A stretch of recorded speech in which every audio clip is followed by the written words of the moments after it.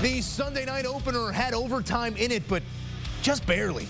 That was 8 plays, 70 yards, and no doubt for the home side as David Montgomery punches one in from a yard out. He was 45 of those 70 yards on the drive. And it is an opportunity squandered for the Rams on the road. Had the ball inside the 4-minute mark with the lead and just ain't unable to salt that clock away. So instead, it's Detroit defending home field in overtime, 26-20. Remember, with the overtime rules, doesn't mean everybody touches the ball. That was Detroit winning the toss, scoring the 6. We'll be seeing you, the Lions, out on a winning note.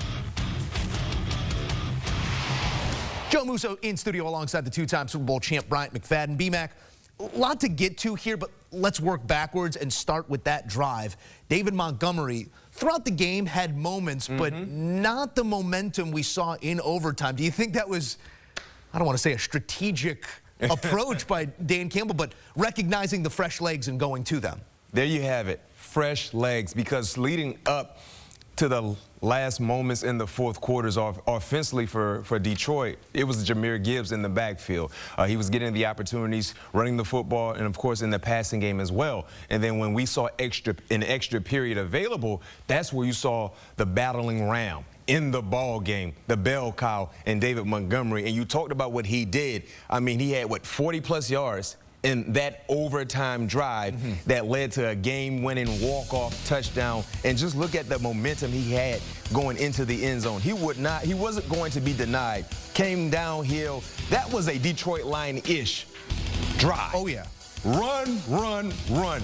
It's not about just Monty having fresh legs. It looked like the entire offensive line unit all had fresh legs. And knowing that they received the ball in overtime, they wanted to score a touchdown. They didn't want a field goal to be the ending result, which would have given the Rams an opportunity to either put points on the scoreboard also. But for them, it was like, no, we have one option and one option only, and that's scoring a touchdown, and we're going to do so the Detroit Lion way. An impressive drive, and to your point, that looked like the Detroit Lions were at times looked to be a team searching for what they wanted to get to offensively.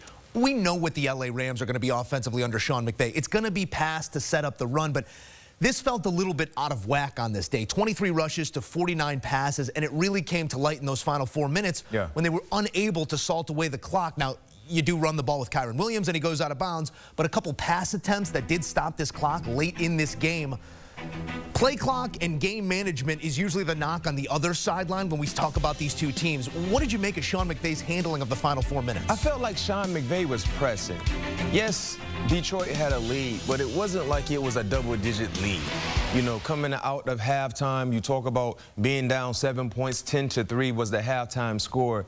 They never devoted themselves to the running game. And I said during our pregame show, the thing I love about Sean McVay, he relies on the running game to open up passing opportunities, especially with the play-action pass. But watching how he called the ball game, especially in moments where they fought right back in this ball game, it was all throw, throw, throw. He wanted to rely on the arm of Matthew Stafford. I don't know, was it about proving a point, Matthew Stafford back in his old stomping grounds there in Detroit, but when you look at how they've done things in past opportunities, the ground and pound attack has been very, very influential in what they do offensively, and I felt like Sean McVay was just pressing.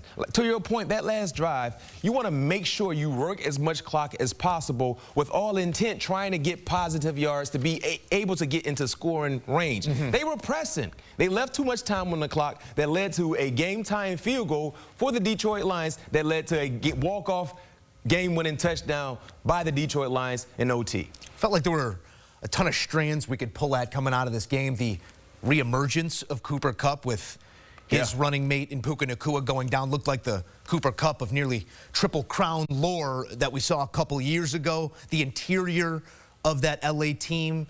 These are two teams in the NFC that are going to be players throughout the season. It seemed that way. Am I walking away from this game feeling something wrong that, yes, we get an outcome and we had to have one way or the other, but these are two teams that are going to be right there in the conversation when we get into week 10 of this season trying to figure out who's going to be our playoff teams. Yeah, for the LA Rams, yes, you lost, But this was a growing opportunity for the Rams, especially on the defensive side, Joe, because they have a lot of young studs on their defense. I talked about what type of production or what kind of production will they get not having Aaron Donald in place in the interior. We saw different individuals get an opportunity to showcase what they can do. We saw flashes here or there, but it was a growing opportunity. And then when you look at the Detroit Lions, anytime these two teams face off, it's going to be a very, very competitive-like game. This is the type of matchup you should expect to see.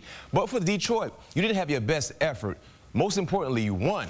But you were able to do so without Amon-Ra St. Brown being impactful in the offensive game. You was able to do so without Sam Laporta being impactful in the offensive game. That is a plus, because at some point in time, they're going to come to the party, and they will come with drinks and potato chips, right? But because they didn't come to the party, another player came to the party, and Jameson Williams, who showed up. So now those were big questions about Detroit offensively. Who can be the new number 2? Remember, Josh Reynolds is no longer there. He's with the Denver Broncos, if I'm not mistaken, the number 2 wide receiver from a year ago, Reynolds.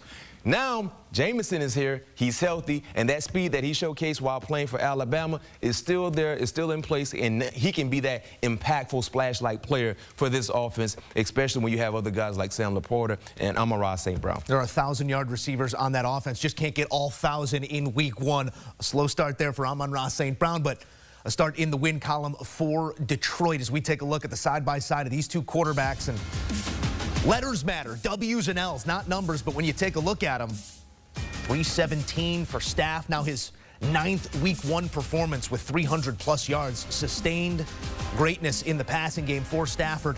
217 on 28 attempts for Jared Goff, a down week in terms of passing league-wide. League-wide average passing yards for quarterbacks right around 190 across all starters on Sunday.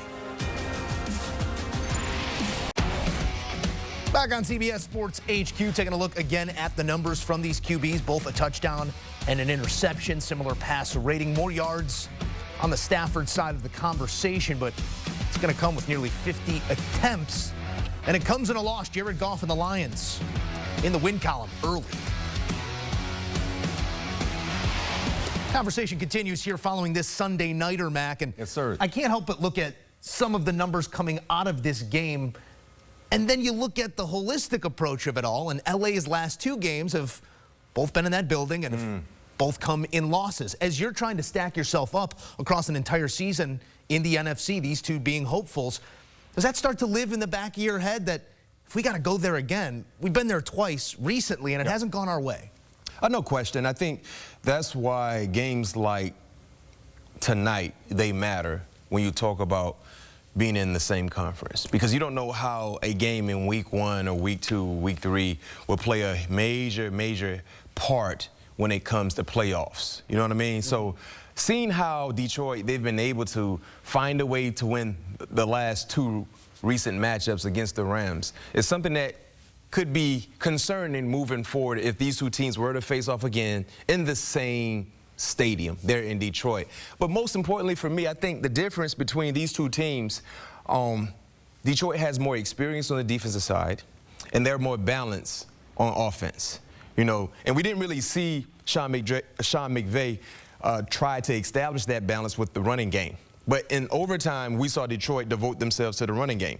And when you talk about being in this atmosphere playing against good on good, you just can't be one-dimensional. We saw a one-dimensional-like approach for the Rams, relying on Matthew Stafford's play 60 arm, as I alluded to during that pregame show. But that's not the best recipe for success, especially when you're playing against a team like the Detroit Lions. It's like a pitcher with a live arm. You think one year he's going to show up and that velocity is going to start falling off, and still made a couple unbelievable throws off platform, did Stafford in this game, albeit it did come in a loss. These two, again, hopeful to be there when it's all said and done in the NFC. But one of the questions coming into this game on the LA side is, how do you supplement the pressure on the A-gap that's lost in the form of what will be a first ballot Hall of Famer in Aaron Donald? How do you assess the pressure created by this crew? Some new faces on the outside. Jared Verse did get home once, 1 of 2 sacks for this team. But what did it look like in terms of scheme up front on the defensive side? Well, they look pretty good. I think the issue for the Rams, they kind of fatigued out a little bit.